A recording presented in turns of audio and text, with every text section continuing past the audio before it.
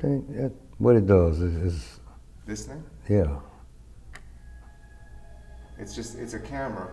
It also takes film. Oh, all right, okay. It's a digital camera. Yeah. And this is a microphone. Oh, okay. You know, I've been locked up 40-some years. I'll be knowing. Go back to your time before coming here. What is this? That is a... Peach? Sparkling water. They don't sell stuff like this here. Yeah. Never. When I got locked up, my twins were 8 months old.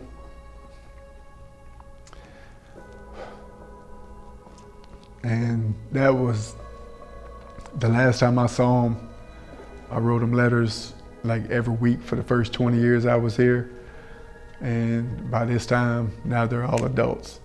So I figure it's time for me to stop trying. How could you take a 19-year-old person and just take the worst decision he ever made and hold him responsible for it for the rest of his entire life and not even consider that? He may have changed. He was a thug on the streets 24, 25 years ago, and we're angry at that person, not realizing that that person no longer exists. Actually hasn't existed for like over 20 years. These men are serving life sentences at Angola Prison in Louisiana. They don't have the possibility of parole. I'm serving a life sentence for second-degree murder. First-degree murder. Second-degree murder and armed robbery. I'm serving a life sentence. A life sentence without parole. I was 18 when this crime happened. I was 17 years old. I was 18 at the time. I come here, I was 17. I'm 80 years old now. People who commit crimes should be held responsible. But how much punishment is enough for justice? As you listen to these men, ask yourself, do they deserve a chance at redemption? I had time to reflect and what my life would be if I had to stay here. And then I started noticing the need here of the people that was illiterate. So I said, okay, well, I could do some good here. You know, so I started tutoring guys and I started feeling a self-worth. I said, you know, well, I could give something back like that. You know, all the while still dealing with the fact, you know, that I took a life, an innocent life. If I happen to die here in prison, that's not something that I want. But I had to think about and take under consideration, I took another human's life. A young man, Damien, you know, I went to school with him. He still was somebody's son. If I could go back in time and redo that, that would have never happened. It shouldn't have happened. In the US, there are more than 50,000 people serving life without parole, 70% of whom are Black.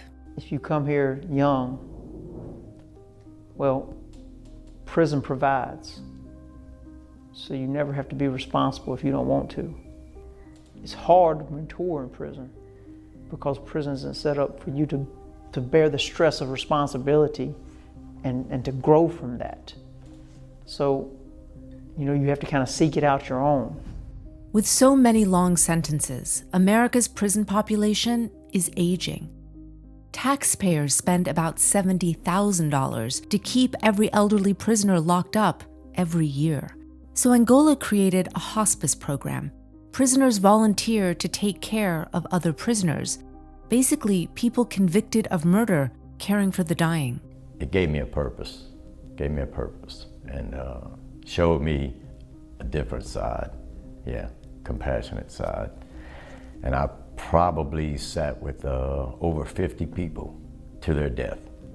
Man, you know, I ain't begging no man, but my first patient was a guy dying of AIDS. When I'm looking at a man weighing 60-something pounds, like, man, you know, can't do nothing. So I used to pick him out of the bed, put him in a wheelchair, bring him in the bathroom, help him, bed him up, tease him, mess with him. But when I first was able to help a person, I just felt different. Now, excuse the expression, but they wash all up the crack of another man's ass, all up under his nuts and all. It doesn't care what nationality or race he is. Is that man faking? have that man change? He might have been a character when he got here, but this man done developed character. This man done developed compassion. It come down to not so much what you done done, but what have you become? Volunteering, mentoring, education. New experiences gave these men new purpose. Got a diploma from Culinary Art School from Baton Rouge Community College and 3 certifications from the National Center for Construction Education and Research. You know, in the event that I ever went home, I could be an asset to society and not a liability. You know, I prepare as if I'm going home tomorrow. Even though I have a life without parole, I try to prepare as if I'm going home tomorrow, because who knows what may happen. I'd rather go prepared than go unprepared.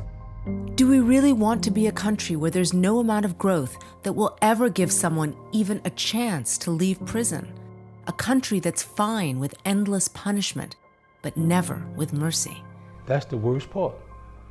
Knowing that I'm a changed man, knowing that I have the skills to go be a better person in society, knowing that I want to do better in society, and knowing that I can do better in society, and not having the opportunity to do that because I have a life sentence without parole.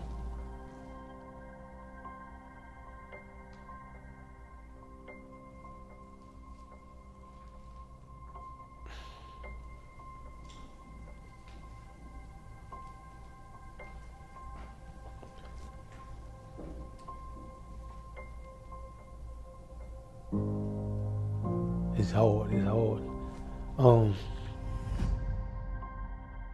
But we have a solution. Second Look reforms would offer a chance at parole for those who have transformed themselves and who've already served a significant portion of their sentence. To be fair, there may be lifers who haven't grown, but for the many who have, they deserve a second chance. Ask yourself, when you were 16, 17 years old, are you the same person? Did you even think the same way you did now? No. That's human nature. People change. If rehabilitation is a process, there should be an end to it.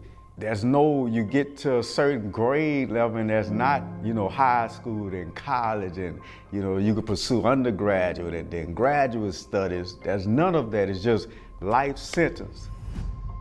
A few states have implemented changes in the criminal justice system, including Second Look reforms, and some of these men have actually gotten out. But they're only a small fraction of those serving life without parole. Now, if you're concerned they might harm someone else, less than 3% of lifers who are released are rearrested. And when they are, it's frequently for a technicality, not a violent crime.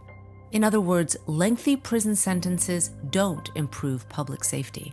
Over time, Americans could save billions of dollars if some of these older reformed men are set free. I've been here longer than I've been with my family.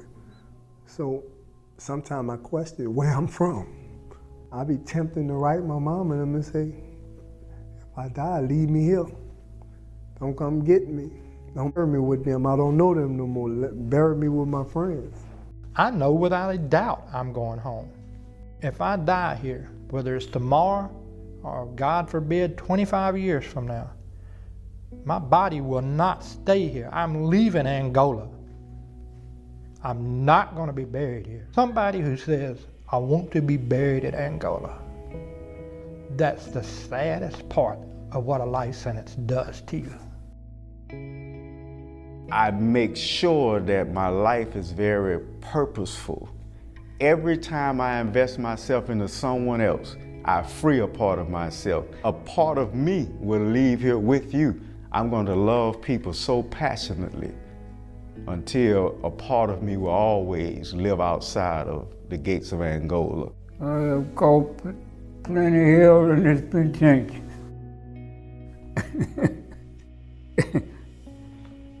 Well, I hope I'll be lucky enough to get out.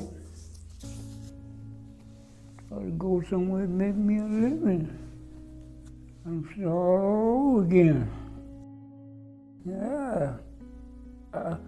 They say the older you get, the more you learn. Well, I've learned a lot of things, you understand? So